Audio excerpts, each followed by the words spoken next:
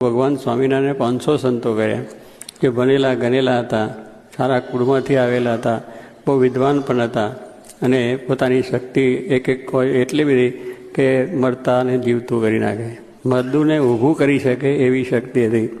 એક વખત ભગવાન સ્વામિનારાયણના વખતમાં વ્યાપકાન સ્વામી કરીને એક સંત હતા અને બહુ સમર્થ સંત હતા. એટલે એક દરબાર બોટાદની અંદર હતા અને સ્વામિનારાયણ ભગવાનના આશ્રિત હતા. ત્યારે દરબારને ઘોડા ઉપર પ્રેમ બહુ હોય અને ઘોડા એટલે પોતાનો છોકરો હોય એટલું માવજતથી એને ઉછેરે અને એને બહુ બરાબર સારવારે પણ સારી કરે. હવે એ ઘોડી મરી ગઈ. ત્યાં એને ફરિયામાં પોતાનું એનું મકાન હતું અને ફરિયામાં મળતા પછી કંઈક કારણસર ઘોડી મરી ગઈ. એટલે દરબારને શોક બહુ થયો. એક છોકરો મરી જાય ને જેટલું દુઃખ થાય એટલું દુઃખ શ્રદ્ધા. શોક થઈ ગયો, ઘરમાં બધા એકદમ શાંત થઈ ગયા, બોલે નહીં, ચાલે. એ વખતે આ વ્યાપકાન સ્વામી ગયા. વ્યાપકાન સ્વામીને વાત કરી કે ભાઈ આપણા દરબાર કેમ દર્શને કે સ્વામી એમની ઘોડી મરી ગઈ છે આજ. સ્વામી કે જઈએ આપણે કે ઘોડી તો કંઈ એમ સંતો સાથે લઈને ગયા.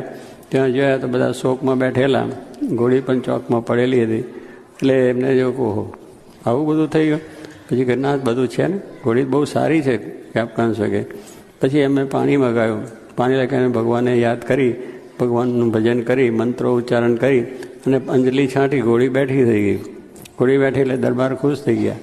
ખુશ થઈ ગયા એટલે ખરેખર ખુશ થઈ ગયા. હવે જે આવા જે મળદા બેઠા કરતા હોય પછી એને લોકો ભગવાન માને કે ના માને? ભગવાન જ માને કે આ જ ભગવાન.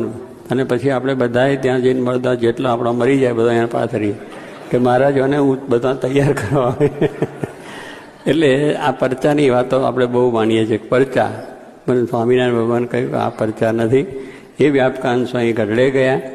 ત્યાં સ્વામિનારાયણ ભગવાન ઊભા થયા કે આવો ભગવાન પધારો.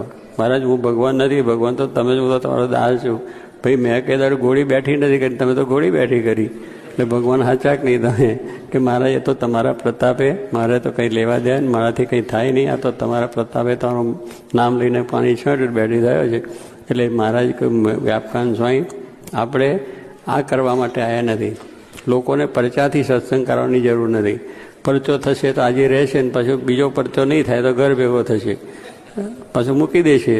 એ રામને મૂકી દેશે અને કૃષ્ણનું ભજન કરે, કૃષ્ણ થાય સ્વામિનારાયણ ભજન, સ્વામિનારાયણ તો માતામાં જશે, કાં તો મહાદેવમાં જશે, કાં તો ગમે ત્યાં જશે. ભુવા જાગરિયા ભાઈ પરચો જોઈએ છે ને માણસને. પરચો થાય તો સાચું, પણ એક વખત થયો ને બીજી વખત ના થયો એટલે સત્સંગ રહે નહીં, એવી ભક્તિ આપણી રહે નહીં. જે હનુમાનજીને ભક્તિ રહી એવી ભક્તિ ન રહે. એવા જે પાંડવોને ભક્તિ રહી, દાદા ખાચરને ભક્તિ રહી કે એક જ વસ્તુ કે ભગવાન મળ્યા છે એ સાચા છે. એ બધા આપણે દુઃખ આવે કે સુખ આવે કે ગમે તે આવે